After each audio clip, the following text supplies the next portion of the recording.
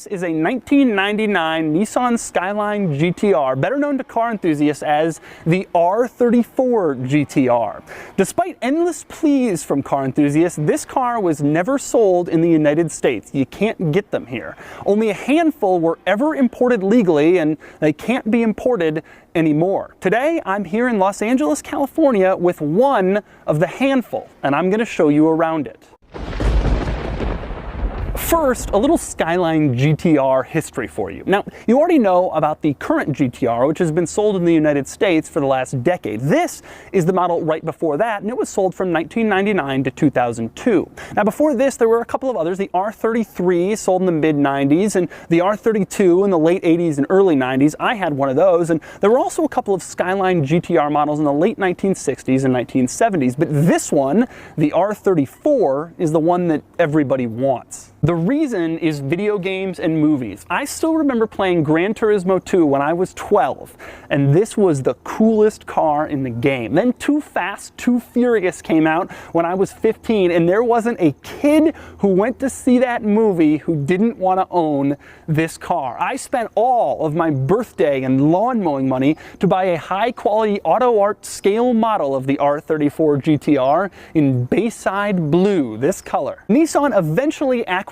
to the pressure, and they brought the next generation GTR to the United States, and that was great, and we all loved it, but we also all still kind of wanted this one, the last best GTR we couldn't have.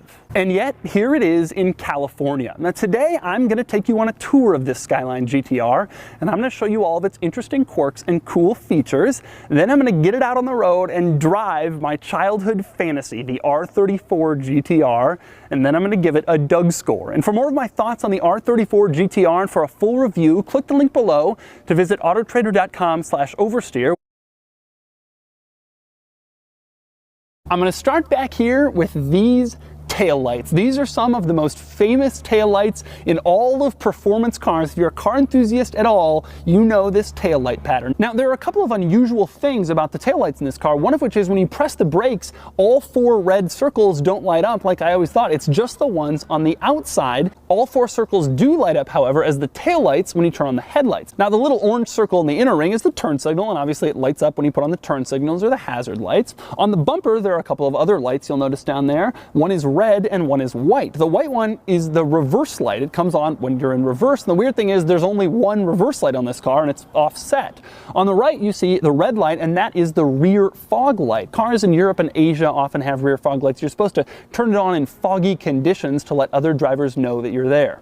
And that's it, the famous rear end of the R34 GTR. Next up, we move on to the rear wing. Now, in images of this car forever, I've always known that it had a rear wing, but I never knew that it's adjustable. Take a look at this. You can actually move the wing several degrees in either direction for your optimal track setup. You can put it up or in the middle or down. After you've adjusted the wing, you can lock it in place with a little screw. As you can see, there are a couple of little holes where you can set it and keep it there, middle, up, or down. In order to lock the wing where you want it, pop off this end cap and you can stick a screw through those holes and into the adjustable flap to keep it in place. Who knew that the wing on this thing adjusted? Obviously it doesn't pop up or down like in a Porsche, but this is an early adjustable wing. It's also worth noting that the positioning of this rear wing is absolutely terrible. It robs your rear visibility like crazy. It's directly in your line of sight. Modern wings are often higher to get out of your rear visibility, and obviously a lot of cars had lower wings too. This one is right in the middle. Something else in the back of this car that I've always loved, it has a rear wiper. Now that's not all that unusual. Hatchbacks, station wagons, SUVs have rear wipers, but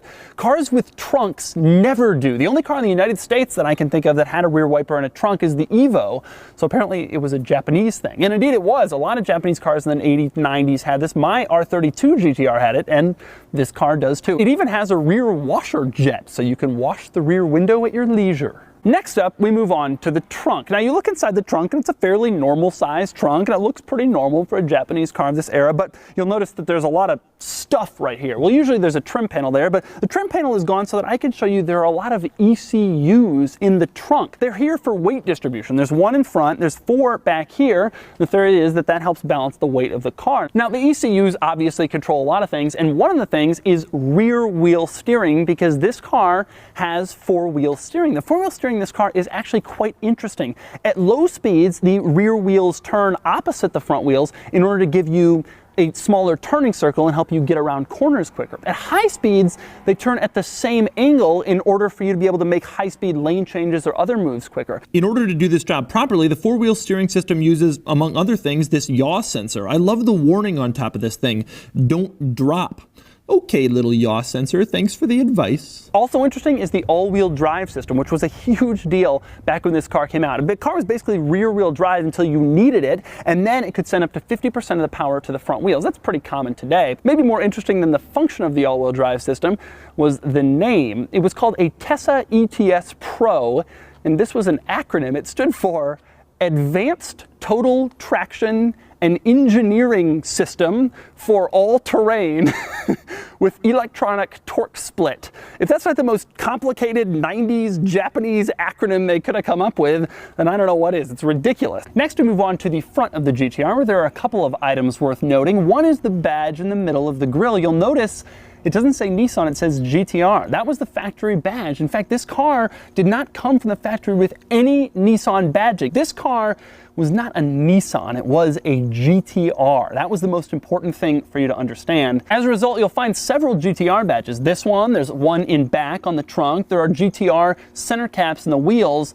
but there is no Nissan badge. Another interesting thing in the front of this car, this is a very famous front end associated with this vehicle, but here's something I didn't know. These little lights in the bumper, I always assumed they were fog lights. They're actually the turn signals. Who knew that the R34 GTR's turn signals were in the bumpers?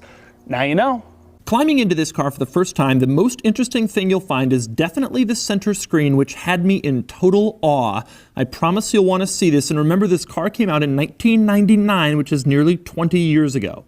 This is sort of the home screen, and it shows all sorts of different measurements. You can see some of them change in real time as I rev the engine. Next up, press the mode button, and you can change to a screen that shows G-forces, again in real time, which would have been huge in 1999. Press mode again, and this screen shows you the last 30 seconds of various different vehicle measurements, and it's fully configurable, so you can choose what you want to see. For instance, here's oil pressure, and you can see the digital readout change as I rev the engine, and you can see the display showing the last 30 seconds of engine revs. Oddly, it almost lets you see too much. For example, who would want to see the last 30 seconds of water temperature? But you can. The next display is called Twin Display, and it lets you see two gauges at once. Of course, those are configurable. Next, you get into my favorite menu. It's called Red Zone, and it lets you adjust the levels in the home screen where the green bars turn red. I've turned down the one for boost, and now you can see the green bar turn red as I violate my newly configured maximum setting. Then there's the shift up menu. You see this little light here next to the screen? That's a shift light, and it turns on when it's time to upshift. But here's the thing, in the shift up menu, you can adjust where the maximum upshift should be, and thus where the shift light turns on. And then by far the craziest item is the lap timer function. You see this little black button in the center console next to the shifter? Okay, push it and it starts timing your lap like a stopwatch. The second lap starts when you push it again, like I just did. The amazing part is over here to the left of the center console. You see this wire? That's so you can hook up to your 1999 laptop and download all of your vehicle data, including your lap times and other measurements. Interestingly, one last item, I'm zooming in here so you can see oil pressure. Do you notice that it's about 1.8 or 1.9? Well, here's the normal oil pressure gauge on the instrument panel, and it's reading almost 3. Despite all that technology, Nissan couldn't make these things give the same reading, which is truly hilarious. But that center screen isn't the only weird thing about the interior. There are a couple of other interesting quirks worth mentioning, starting with the gauge cluster. Now, the gauge cluster in this car is a Nismo accessory. That's Nissan's in-house tuning company, so the gauge cluster would have been dealer installed when the car was purchased. Now, the thing I like most about the gauge cluster is the tachometer. The tachometer in this car goes all the way up to 11,000 RPMs, although the owner tells me the fuel cutoff is at 8,000. But let's be honest, it is cool to see that 11 on there. Now, in order to make it go to 11,000 RPMs, they had to make 0 through 3,000 RPMs especially tiny.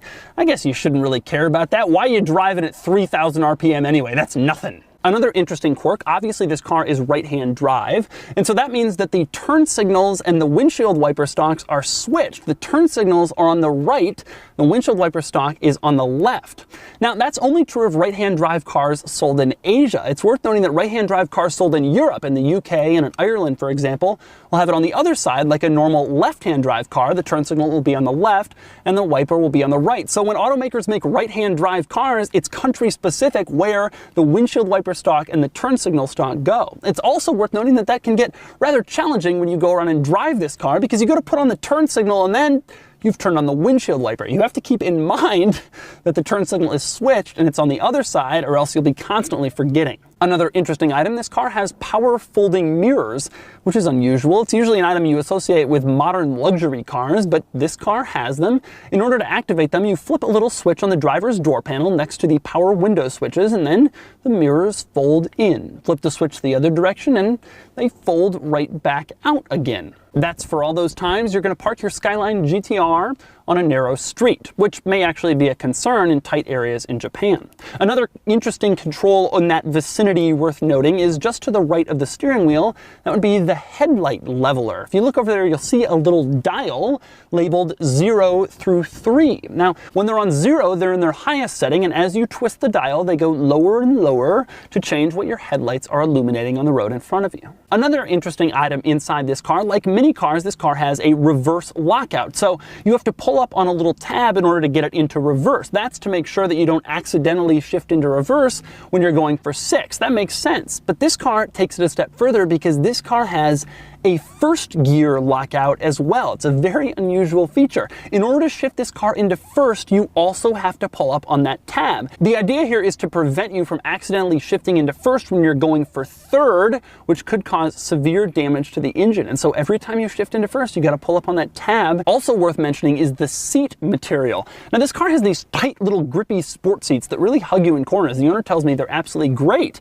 And they're covered in these little rubberized dots, which look very odd, but the owner tells me they're really functional. The dots actually help to keep you in place. No, it doesn't look as nice as leather or Alcantara, but they work. Interestingly, the rear seats are also covered in the rubberized dots, which means that your kids can stay in place as you take them around hard corners on the racetrack. Another interesting thing about this car's interior to me is that it's just so normal. If you look around the interior of this car, you might be surprised to find that Godzilla, the famed R34 GTR, has a lot of stuff that just looks like it comes out of basically every other late 90s and early 2000s Nissan. The window switches, for example. Normal Nissan window switches. The door lock switch, same deal. The door lock itself and the door handle. In fact, the entire door panel looks like just from a regular Nissan. Get into the middle of the interior and you'll find that the climate controls look like they're from a regular Nissan. Same with the climate vents and the hazard light switch. The turn signal stalk and the wiper stalk are really pulled out of regular Nissan models. In the middle here, there's a center console with a normal amount of center console storage, and right ahead of that, there's a little cup holder. It's small, but it fits Japanese-sized cups. It even has a normal glove box, although what's in the glove box is a little less than normal. That's where you'll find the owner's manuals, which I absolutely love. I'm going to start with the navigation system owner's manual, which has this ridiculous 90s looking picture of some sort of Japanese city. It looks like a phone book. Now, the coolest thing about this owner's manual is that when you open it up, it has all the instructions in Japanese, but it also shows little images of the navigation system confused if you go, for example, under some trees or into a tunnel. They show the navigation system as a little character. He's this cute little guy, and he can't figure out, he's not getting any signal.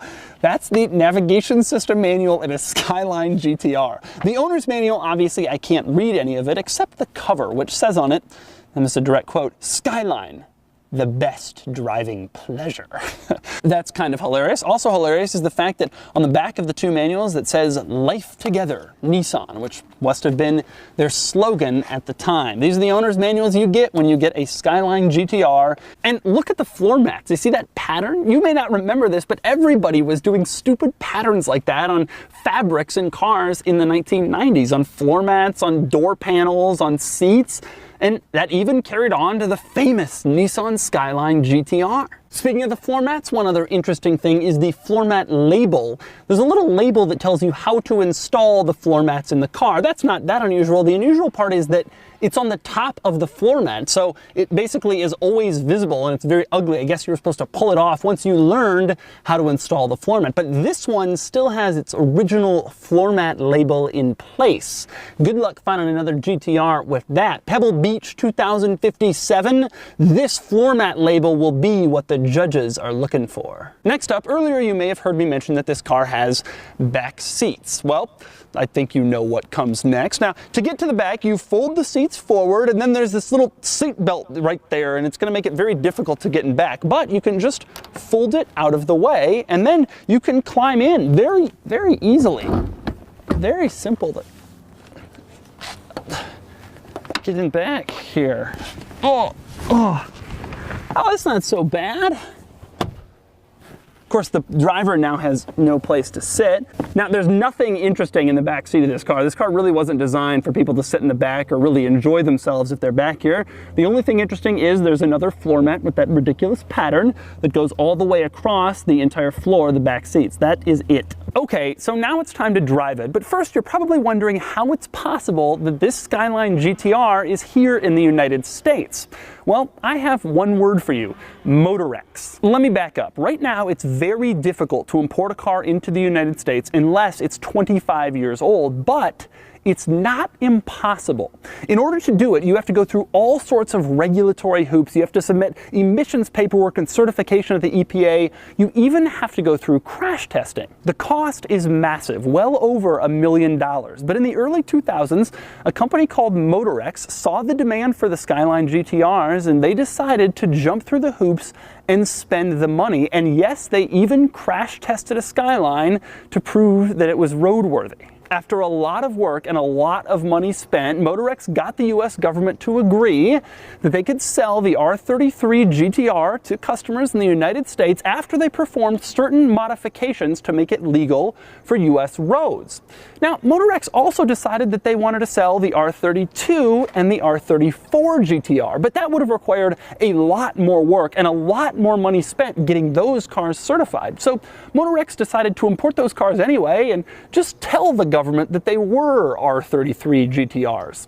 Then Motorex decided to just stop performing the work to get the cars US certified in the first place. In the end, there was a government raid on Motorex. They ceased operations, but a few dozen vehicles had been sold to US buyers who believed they were buying legally imported cars with US government certifications. And so, showing an unusual amount of generosity for a federal agency, the government allowed those buyers to keep their cars. Those cars were grandfathered in under the theory that those buyers bought the cars thinking they had been properly certified. And so, those few dozen cars have a letter from the United States Department of Transportation saying that they are legal and that they will be legal forever. As a result, these are basically the only legal Skyline GTRs in America that aren't 25 years old. And this is one of those cars, likely one of just 12 to 14 Motorex R34 GTRs in the entire country. Anyway, with that interesting story out of the way, time to get the R34 GTR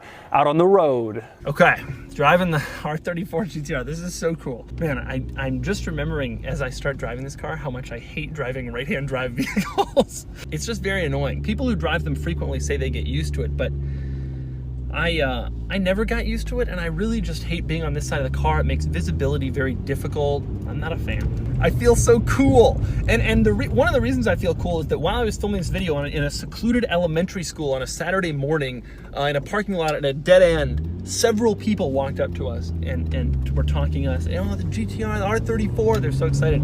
You can't escape it when you have this car. The attention is unbelievable, especially in this color, stock with these wheels. I mean, this is the Gran Turismo car. This is the car we all knew about when we were growing up. Now, I had an R32. This car feels tremendously, already, it just feels tremendously more substantial. Nissan rated both vehicles at 276 horsepower, which was the power rating that all Japanese car companies gave to their vehicles at the time as part of this agreement that they wouldn't start getting into this power war, which could lead to people getting hurt. So they were all 276 horsepower, but this car really was more like 320. It feels like a real car. The R32 felt like an old car. this car feels like, you know, a modern vehicle. Feels very quick. So this car is stock. This is how it would have been if you were in Japan back in 1999 picking one of these up. I mean, this was what it was. Of course, all of these cars have been modified, but this one is still in stock condition. And so this is kind of cool to experience this and not drive one that's 10,000 horsepower or whatever like most of them. Just a little bit of throttle and you can start to feel the power. This car doesn't feel slow. Even though this car is 20 years old, it doesn't, I mean, it doesn't feel like a 20-year-old car in that sense. It doesn't feel like, oh, this car is fast for 20 years ago. Turning the wheels easy. I mean, this is an easy car to drive. It actually, it feels in a lot of senses, it feels like a Nissan, except I'm sitting on the other side of the car. Yeah, I always felt my 32 was pretty quick. But this car is really, whew. Wow, it really gets going. I'm not at all surprised by that. I mean, this car was the king of every video game throughout the 2000s. Of course it's quick. One thing I'm really taken by is just how modern it feels. It doesn't feel uncomfortable. It really feels like I'm sitting here in a fairly recent car, and everybody stares at you, huh? California's got such a car culture that's gonna be a part of it. But it's just crazy to me how everybody knows the car. So sitting at a stoplight, the car doesn't shake or rattle or make any weird noises or anything like that. It feels like you'd expect a modern car. The clutch is really easy to operate. It actually surprises me. It's not notchy. It goes in at a normal rate. It's very easy to feel already where to let it out, where the catch point is. Now looking in the rear view mirror, yeah, that wing is really, it's unfortunate. It's actually funny, there's a Prius behind me. The wing reminds me of the Prius's situation where the glass is split. When you look back there and there's a part of the back that you just can't see. That's exactly what this is like, except it's bigger. It's very easy to shift between gears in this car, very easy to push the clutch in this car. It's even easy to rev match, although I always have problems rev matching in right-hand drive cars because mentally I just used to doing this and not this, but eventually I think you get the hang of it. This car feels tight. It still feels really like it's well built, and it doesn't feel like it's even coming close to falling apart. The ride quality is a little bit harsh, you can tell. One of the things I'm struck by is just how normal this car is. I'm just driving around Burbank, and it doesn't feel to me like I'm driving Godzilla, one of the great cars of all time, whatever. And part of the reason I think for that is that it actually ends up being a pretty good, just sort of normal car if that's what you want it to be. I think one of the benefits of this car, like Porsches, is that you can drive them crazy fast if you want, if I had a track to go on or something. But you can also just sort of drive them. It's quick. The steering is really quick. The steering is modern car quick, and that's actually kind of impressive. There's a little bit of vagueness on center. You wouldn't find this. If this car came out today, the new GTR, the steering is a lot more precise the moment you start to turn it. And in this car, it's just a little bit less, and that was just how it was done forever until now. Only now have cars become like, everybody knows this car. It's so hilarious. There's somebody in a Volvo C70 just gave us a thumbs up and a wave.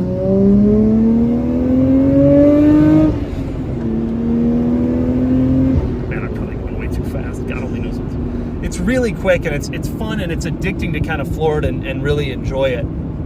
Because the sound is amazing, and honestly, it's not difficult to build power. This is the kind of car where when you floor it, it's just like keep going, because it's smooth and it's quick and it sounds good. The guy behind us is excited. The two guys behind us are very excited. You know, I would flip. If I saw one of these, especially in this color, pre-stock, I mean, I would lose it. I would go crazy. But I'm surprised how many other people are. The funny thing is, every one of those people is a car person. That's kind of cool, right? This is not, if a normal person saw this car, they wouldn't care, except, oh, someone's driving on the right. That's weird. But everyone who's a car person, doesn't matter what you're into, it's hard not to appreciate the R34 GTR. Seeing on the streets in America and California, that's a cool feeling. And so that's the R34 Skyline GTR. I've always idolized this car since I was a kid, and I've always wanted to own one, and I'm thrilled that I at least got to spend the day with this one. Now, these Motorex R34 GTRs, because they're basically the only legal R34s in the country, they command a huge price premium. They sell for at least $80,000 or more, which is too much for me. But in 7 years, this car becomes 25 years old, and then the floodgates can open, and I might just have to import one so I can finally match that scale model I had when I was a kid. Anyway, on to the Doug score. Starting with the weekend categories and styling, look, I love the R34 GTR, but let's be honest, the only reason we think this car looks cool is because we think this car is cool. It's not classically beautiful or attractive, and it gets only a 6 out of 10. Acceleration, it does 0 to 60 in 4.5 seconds. I told you it's modern car fast, and that gives it a 7 out of 10. Handling is good. It corners flat, and the steering is nice, but it's an older car. It's not small like a Miata, and it has some on-center vagueness. It gets a 7 out of 10. Cool factor is easy. 10 out of 10, especially in the United States right now, and if you disagree, you're crazy. Importance is also really high. This car led the Japanese revolution in the early 2000s, where we all told Japanese car companies we wanted their cool performance cars they were saving for Japan, and it was interest in this car that paved the way for the WRX, the STI, the Evo, and eventually the R35 GTR. I always say the importance category basically measures whether you would have the car in a museum, and my car museum would definitely include an R34 GTR. It gets a 9 out of 10. Added up, and the total weekend score is 39 out of 50, which places it up there with some all-time greats, including the Lamborghini Countach. It deserves it. On to the daily categories, starting with features. The Skyline is fine, but even with its crazy screen, it's not anywhere near as well equipped as modern cars, and it gets a 4 out of 10. Next up is comfort. It's a little harsh, but not punishing, and it gets a 5 out of 10. Quality is high. The Skyline's engine is known for reliability until you start trying to get 900 horsepower out of it, and the interior is fine, but neither are exceptional, and it gets a 6 out of 10. Practicality is next. Trunk space is decent, but not exceptional. However, the Skyline gets a little boost here for having a back seat, and it gets a 4 out of 10. Finally, there's value, which is really hard to rate. I always rate the car in front of me, and in this case, these Motorex cars are really expensive for what they are, especially considering the R34 GTR will be legal to import in a few years. It gets a 6 out of 10, but I'll probably feel differently when Japanese market cars start coming over a lot cheaper. Add it all up, and the total daily score is 25 out of 50, tying it with the E46 M3.